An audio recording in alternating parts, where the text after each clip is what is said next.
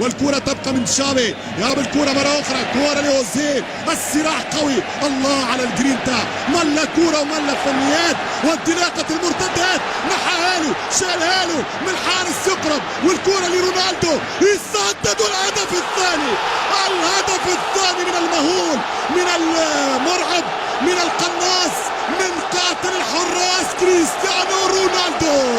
جول جول جول جول جول جول ريال مدريد. الهدف الثاني وماذا يحدث في دفاعات بلاوغرانا؟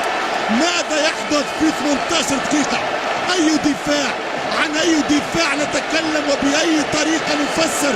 مش ممكن كرات العمق، الكروس لونج، جيرار بيكي بطيء جدا، ماسكيرانو متأخر جدا، والضربة والسدة والتسديد في مرمى فالديز. الهدف الثاني شوف كيف شالها ونحاها له حتى قدامه، الصاروخ نتاع ماديرا يسجل 8 أهدافه في الكلاسيكو، وهدف جديد هو الثالث ليه في السوبر كوبا. الهدف الثاني لمدريد، وكريستيانو رونالدو يقول الكبرياء الأبيض يظهر في المواقيت الصعبة عند مواعيد الرجال. هدفين للصفر.